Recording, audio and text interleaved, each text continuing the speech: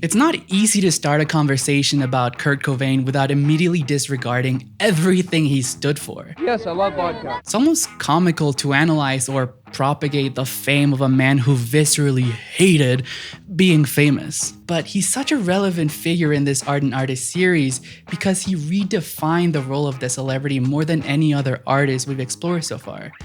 Maybe with the exception of Bob Dylan. But all that sellout criticism, the don't ask me to explain myself attitude, the allyship with marginalized communities, he was a huge part of all that shit. So I'm sorry to make you turn in your grave, Cobain sir, but you're about to be talked about. Now, context. In the 1990s, America under Clinton was at the peak of the consumerist attitudes. Now you might say, aren't we today the most consumerist we've ever been? And on paper, maybe, but back then it was literally glorified. You needed to buy that appliance, that electronic, or whatever the f***. No real regard for overspending or the environment. And not saying that we have it nailed down today, but at least we pretend to care. Yikes. When it came to fame though, the celebrity status was at its highest glory. And there's one thing that not many people talk about regarding celebrities. They're very fake. Not saying you didn't already know that. What I haven't seen discussed greatly is who creates them? Who creates that figure, that character? Is it the artists themselves, their PR team? In my opinion, it's the audience. And that might be a much bigger problem than you might think, especially when talking about the leaders of counterculture. Because celebrities have far less control over the persona they put up for the world. They can try to guide it, of course, and they do, but in the end, they tend to squeeze into the character that their fans create for them. Keanu Reeves, the sweetest guy in Hollywood. Lady Gaga, the misunderstood diva. Katy Perry, the second coming of Neil Armstrong. Space. Is anyone still talking about that shit? In the end, we forget that they're complex, living, breathing people. Even worse, when they no longer fit that caricature, they're pretty much ostracized. Oh, that was so out of character. This is relevant because in the 90s, this grunge culture was set on dismantling the consumerist attitudes when it came to the arts. The whole idea of revels with a cause was created to subvert the expectations of casual listeners. And oh, by the way, Nirvana hated their casual listeners. Cobain himself ranted about how he was annoyed by the wave of people that their album Nevermind brought to their fandom. Why did you entitle the album Nevermind? So I could brush off the question. Nevermind. Saying that he didn't care for people that just casually listened to their music without understanding the meaning behind their songs. Now that I think of it, that's probably where that name your favorite Nirvana song attitude comes from. You know, when a fucking grown-ass man pesters children wearing Nirvana merch. Anyway, this rebellion against the machine really trapped Cobain between the sword and the wall. On one hand, he hated the idea of fame, being a sellout, appearances on magazine covers and all that jazz.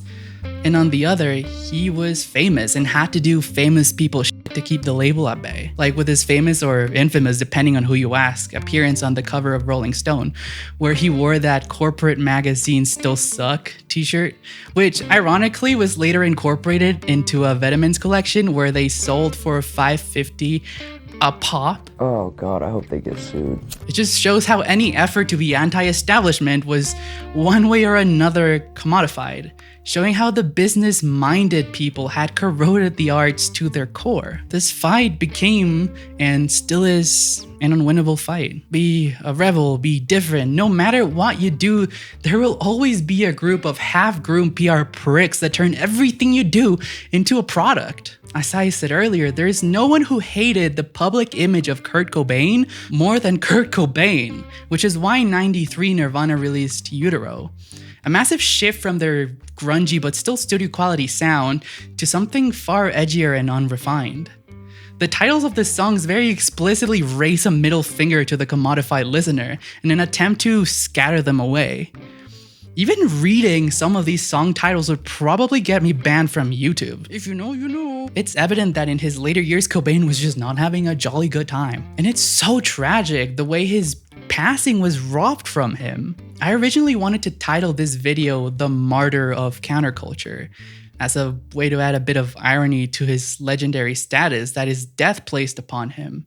Of course, I can't do that because YouTube is very special about titling videos. But we have this sentiment that he was the generational voice of the 90s, Gen X's personal spokesperson, and now the spokesman of all the anti-establishment crowd. We forget that he never claimed any of those titles during his life. He's not that guy. He's not that person that lives in your head. He was a deeply flawed, deeply hurt person. And I'm willing to believe there was aspects of him, beautiful aspects of him, that never got to see the light of the world. I get that it's hard to see past the greasy blonde hair, to realize that he didn't want to be anything, just a complex, living, breathing person. I think we forget that this idea of categorization, which is enacted by virtually every single human being in the history of the world, is an inherently selfish behavior. It's an attempt to dumb down the world until it fits our understanding. It's a tool we use to fool ourselves into believing we understand anything at all. We do it in art, we do it in politics, and even science and scholarship. We are so uncomfortable with the notion that the world is infinitely complicated. And I do believe infinite is the right word. No being has ever come close to understanding even the most microscopic fraction of our existence. We make arguments, we stand our ground, we bring down our opponents, and yet, in the end, if the ceiling of attainable knowledge extends infinitely, then proportionate to it, we will remain equally ignorant our entire lives. Because you can't catch up to infinity, right? Putting Nirvana or anyone else on a pedestal for that matter only serves to amplify the illusion of power and prestige. Like me and my friends like to say, prestige is such a fragile little thing. Collectively, we give it as an undeserved gift to those we admire, never stopping to think whether the aspects of them we admire are socially constructive at all. Think, why do we worship misogynist or rude divas? Like, why do we worship behaviors that we know are flawed? And the worst of it all is that by elevating anyone to a status beyond the one you esteem yourself and everyone around you is morally corrupt. Why? Because everyone is deeply flawed. When we amplify someone's virtues by means of prestige, we are to a degree glorifying their flaws. Oh, if they do it, it must be okay. Flaws that on occasion are massively destructive. If you like an example, how about the glorification of Cobain's off switch or his substance abuse? These were turmoils, the turmoils of a broken man, not some historic moments riddled with poetic significance. To put someone on a pedestal is to dehumanize them, and I feel like it's time we grow past that, don't you think?